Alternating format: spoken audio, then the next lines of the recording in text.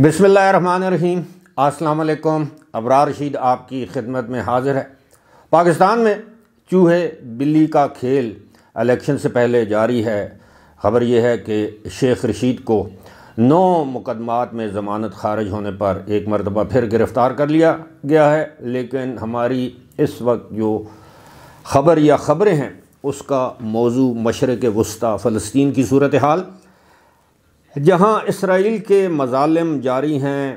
اقوام متحدہ بے بس، خاموش، تماشائی ہمیشہ کی طرح نظر آ رہا ہے۔ جہاں بھی مسلمانوں پر ظلم ہو تو اقوام متحدہ، اقوام عالم کی خاموشی، اقوام عالم کا کیا گلہ کرنا، مسلمان ممالک خاموش ہیں۔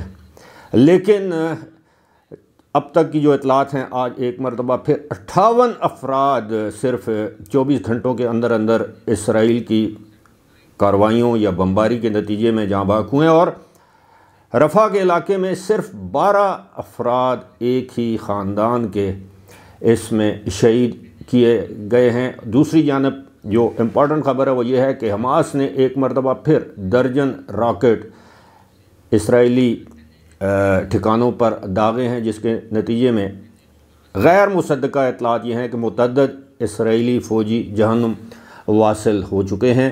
اور اس کے علاوہ ایک ویڈیو جاری کی گئی ہے حماس کی جانب سے، جس میں 2 وہ یرغمالی دکھائے گئے ہیں جو اسرائیل کے لوگ، انہوں نے یرغمالی بنائے تھے اور اسرائیل کی بمباری کے نتیجے میں وہ یرغمالی بھی ہلاک ہو چکے ہیں۔ اب تک تقریباً 1.5 درجن کے قریب اسرائیلی یرغمالی اسرائیلی فوج کے حملوں میں ہلاک ہو چکے ہیں۔ لیکن سب سے اہم خبر یہ ہے کہ ایران اب باقاعدہ طور پر اس جنگ میں کود چکا ہے۔ اس سے پہلے ایران کی جو بیکڈ یا جس کو ایران کی پشت پناہی حاصل ہے، ظاہر ہے حماس کو ہے، حزب اللہ کو ہے، اور جو یمن میں حوثی باغی ہیں ان کو ہے، ان کی جانب سے حملے کیے جاتے تھے۔ اب ایران نے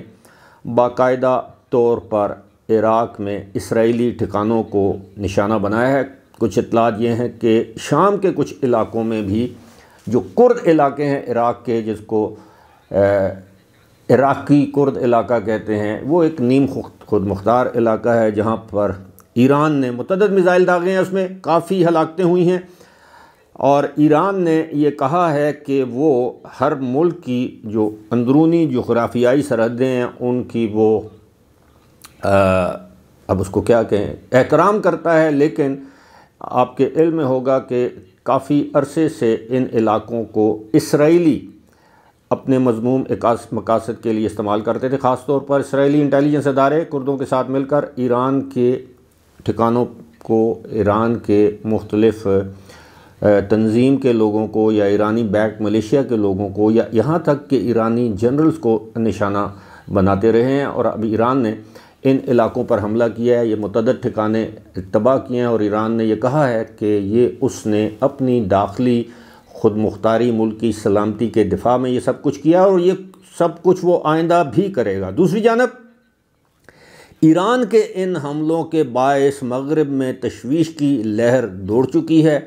اسرائیل نے ایک جانب 12 ارب ڈالر کی مزید امداد غزہ میں جاری جنگ میں جھونکنے کا اعلان کیا ہے۔ اقوام متحدہ نے ایک مرتبہ پھر شکوہ کیا ہے کہ غزہ کے علاقے میں نہ تو اسرائیلی ادویات لے کر جانے دیتے ہیں، نہ جو پانی کے جو پمپس ہوتے ہیں، واٹر پمپس میں جو فیول استعمال ہوتا ہے وہ لے کر جانے کی اجازت دیتے ہیں، اور یوں دنیا خاموش تماشائی ہے۔ دوسری جانب جو میک شفٹ کیمپس ہیں، جو عارضی طور پر کیمپ بنائے گئے، وہاں پر سردی اس قدر شدید ہے کہ لوگ اب ٹھٹھر کر جاں بحق ہو رہے ہیں۔ جس طرح میں نے بتایا ہے کہ معصوم لوگ، بچے، یہ سب اس میں شامل ہیں، اور اب جو تعداد ہے جو نہتے فلسطینی جو اسرائیل کی بربریت کا شکار ہوئے ہیں ان کی تعداد ہے 24,447، جبکہ 1142 یا 1342، میں